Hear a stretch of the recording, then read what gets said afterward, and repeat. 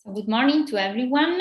My name is Francesca Gay and I work in the University of Torino in Italy, and I will summarize on behalf of the investigators of the FORTE trial the results of the sub-analysis that we presented at ASCO, and that is focused on the outcome of high-risk patients treated with carfilzomib-based induction, consolidation, or carfilzomib-lenalidomide maintenance.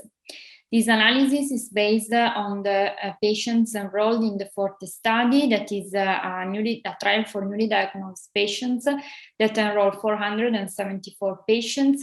You see these patients were treated with 3 different carfilzomib-based treatment upfront: KCD, carfilzomib, cyclophosphamide, and dexamethasone, followed by transplant, KRD, followed by transplant, carfilzomib-lenalidomide, and dexamethasone, or KRD continuous treatment for 12 cycles, and then the patients were randomized to receive either maintenance with lenalidomide alone until progression, as per standard of care, or lenalidomide until progression, but plus carfilzomib given every other week for up to 2 years.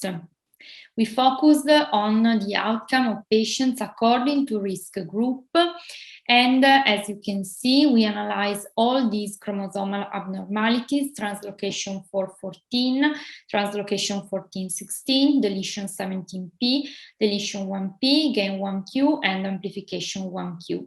And we classified patients in 3 different groups as standard risk if the patient has no or any of these abnormalities, as high risk if they had at least one of these chromosomal abnormalities, and of double hit if they have at least 2 of these high risk chromosomal abnormalities. The main results of the study in the overall population of enrolled patients were already presented and showed the superiority of KRD and transplant in terms of progression-free survival over KRD continuous treatment and KCD.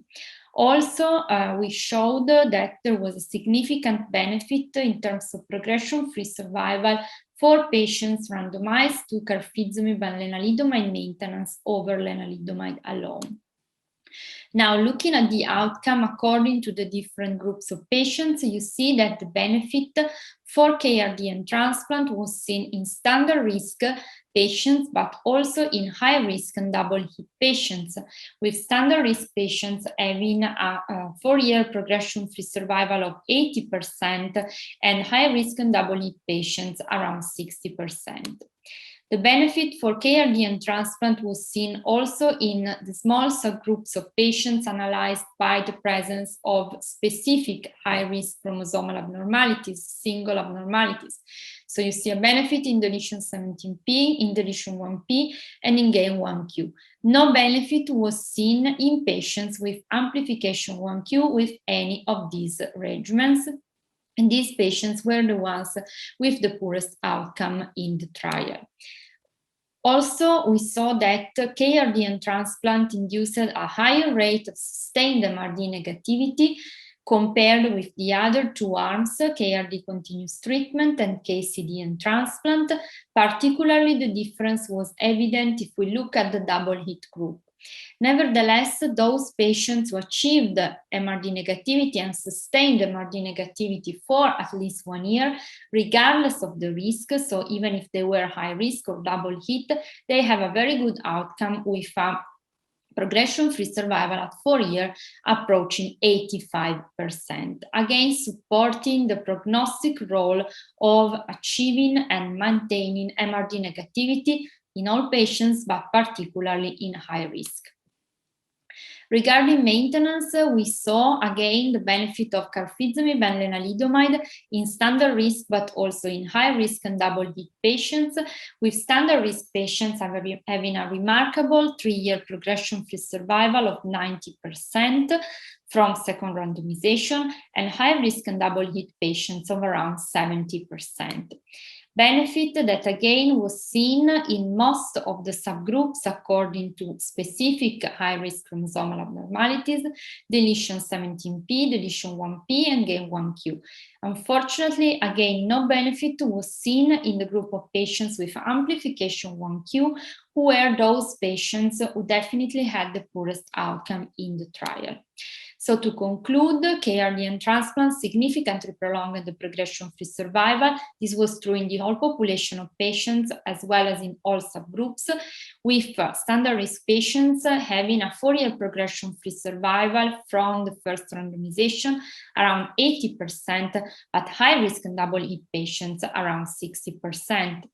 KRDN transplant also increased the rate of 1-year sustained MRD negativity. KR maintenance significantly prolonged progression-free survival from the start of maintenance, again with a benefit in standard risk and in high risk, with 90% of patients with standard risk being free from progression at 3 years after maintenance randomization, and about 70% of high risk and double-hit patients free from progression at 3 years from the maintenance randomization. The benefit was also seen, the benefit of KRDN transplant and KR in all groups of patients according to each specific abnormality, despite this analysis may be limited by the low number of patients in each subgroups, except for patients with amplification 1q, for whom different strategies are needed. I'd like to thank all the physicians, nurses, and first of all, patients in the participating centers, the Data Safety Monitoring Committee of the trial, the whole group in Torino for the continuous help and support, and the Italian and EMN group. Thank you very much.